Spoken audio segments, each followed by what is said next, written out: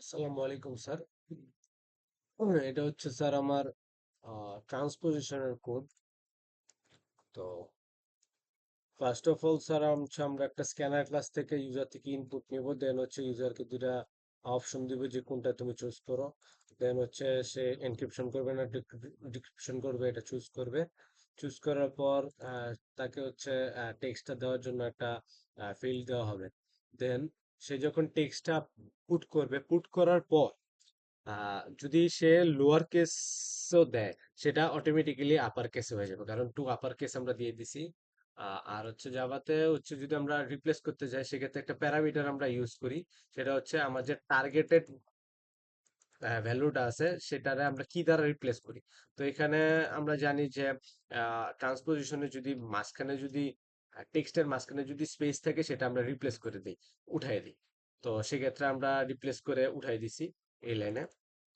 দেন আমরা একটা কি এর ভ্যালু পুট করব। তো এখানে অবশ্যই নিউমেরিক হবে না, কোনো একটা অ্যালফাবেটিক বা লেটার হবে। আর আমরা একটা কলাম নির্ধারণ করব। ওই কলামটা নির্ধারণ করা হবে মূলত কি এর যে লেন্থ আছে, যেমন যদি কি এর লেন্থ যদি 5টা ডিজিট হয় বা 6টা ডিজিট হয়, সেক্ষেত্রে 6টা কলাম হবে বা 5টা কলাম হবে, এরকম আর কি।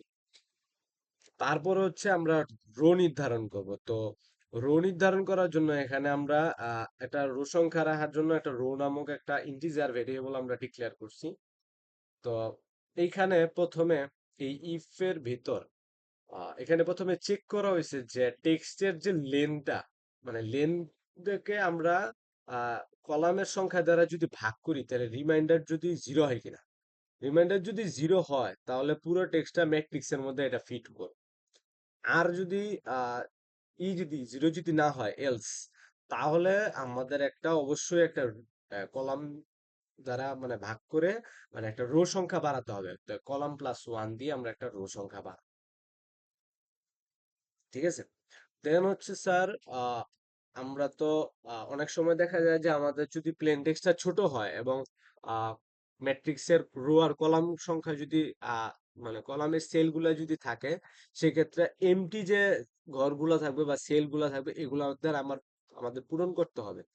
তো এখানে আমরা লিখছি যে ইন্টিজার নামক একটা এমটি ভেরিয়েবল দিয়ে দিছি। আর রো ইনটু কলাম যদি 5/5 হয়, আর যদি টেক্সট লেন্থ যদি 5/5 মানে 25, তো টেক্সট লেন্থ যদি হয় 24, সেক্ষেত্রে লাস্ট যে সেলটা বাকি থাকে, সেই সেলটাতে আমরা যদি একটা সেল বাকি থাকে, তাহলে জেড বসাবো। দুইটা থাকলে ওয়াই জেড, তিনটা থাকলে X Y Z, similarly as well as এটা চলবে। ঠিক আছে। দেন হচ্ছে স্যার আমরা একটা র্যাঙ্ক অ্যারে তৈরি করছি। এখানে কি এর প্রতিটি মানে প্রত্যেকটা ক্যারেক্টারের যে র্যাঙ্ক রাখার জন্য র্যাঙ্ক নামক একটা ইন্টিজার অ্যারে আমরা তৈরি করে নিয়েছি। ওই অ্যারের সাইজ মূলত কলামের যে সমান, কলামের হচ্ছে সমান হবে। ঠিক আছে। কলামের সমান হবে। আহ মানে কলামের সমান রাখা হয়েছে, হ্যাঁ, মানে কারণ কি এর প্রত্যেকটা ক্যারেক্টারের জন্য তো একটা করে র্যাঙ্ক থাকবেই, অবশ্যই একটা র্যাঙ্ক থাকবে, কারণ র্যাঙ্ক ছাড়া তো আমরা কলাম নির্ধারণ করতে পারি না। আর হচ্ছে এই যে লুপটা স্যার, আউটার লুপটা, এই আউটার লুপটা মূলত এই লুপটা দিয়ে হচ্ছে কি এর যে প্রত্যেকটা ক্যারেক্টার এক এক করে আমরা নেওয়া হয়েছে, এটার প্রত্যেকটা র্যাঙ্ক আমরা এখান থেকে বের করছি। দেন হচ্ছে প্রত্যেকটা ক্যারেক্টারের র্যাঙ্কের শুরুতে আমরা ধরে নিছি ওয়ান, ইন্টিজার আর দিয়া, আর দ্বারা র্যাঙ্ক বুঝাইছি। আর আর র্যাঙ্কের যে এর মাঝখানে যে একটা কলাম, ইটা ফর লুপটা, ওই ফর লুপটা দিয়ে বোঝানো হয়েছে যে কারেন্ট যে ক্যারেক্টারটা থাকবো, মানে বর্তমান যে ক্যারেক্টারটা থাকবো, এর সাথে কি এর যে অন্য সব ক্যারেক্টার আমরা এগুলা কম্পেয়ার করব।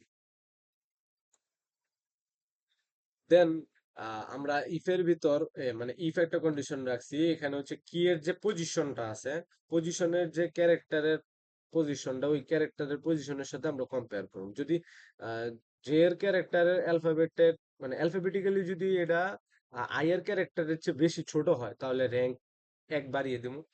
আর যদি না হয়, তাহলে আর বাড়ানোর দরকার নেই। তারপর হচ্ছে সব ক্যারেক্টারের সাথে তো আমরা পর্যায়ক্রমে র্যাঙ্ক পাওয়া যাবে। তাহলে তখন একটা র্যাঙ্কের এর আই এর পজিশনটা আহ, মানে পজিশনে একটা মানে একটা জায়গায় স্টোর থাকবো, সেটা আমরা আর দিয়ে দিছি। আর এখন যদি এনক্রিপশন করে, তাহলে এনক্রিপশন করার পর আমরা একটা ম্যাট্রিক্স তৈরি করবো। ওই ম্যাট্রিক্সের রো আর কলাম অনুযায়ী 2D আকারের একটা ম্যাট্রিক্স আমরা তৈরি করবো, মানে তৈরি করছি। সেখানে যে কে নামক একটা ভেরিয়েবল ডিক্লেয়ার করছি, যেটাতে টেক্সটের মানে ক্যারেক্টারের যে বর্তমানে ম্যাট্রিক্সটা ওটা সেই ট্র্যাক, মানে ওটাই ট্র্যাক করবো সে।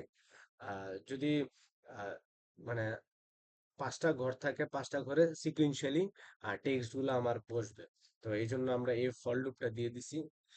আর ভিতরের যে লুপটা ওটা হলো প্রতিটা রো এর জন্য প্রতিটা কলামের মধ্যে দিয়ে গেছে, এটার জন্য আমরা এই লুপটা ব্যবহার করছি।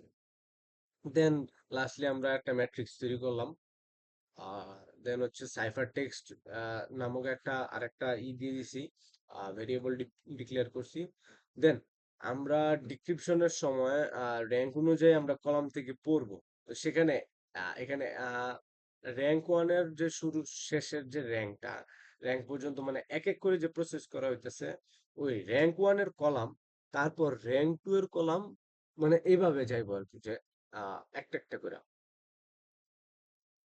দেন হচ্ছে আহ, এই ফর লুপটা দ্বারা বোঝানো হয়েছে মানে প্রত্যেকটা কলাম আমরা এক এক করে চেক করুম।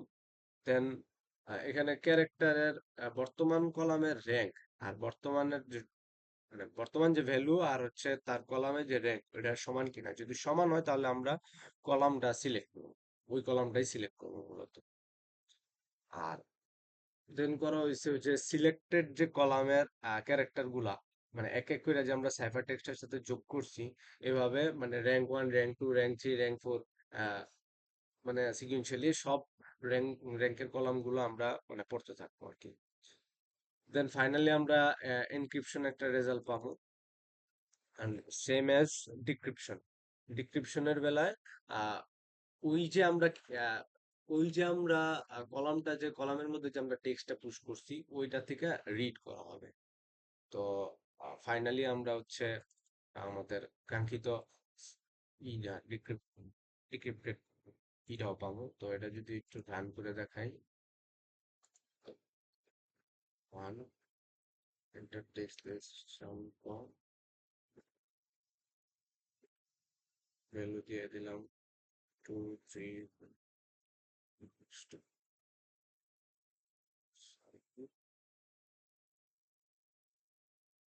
টেক্সট দিতে সরি সরি সরি, এখানে শুনতে 6 ডিজিটের, সেক্ষেত্রে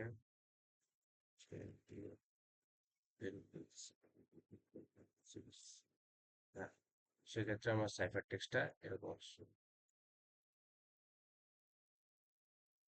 থ্যাংক ইউ।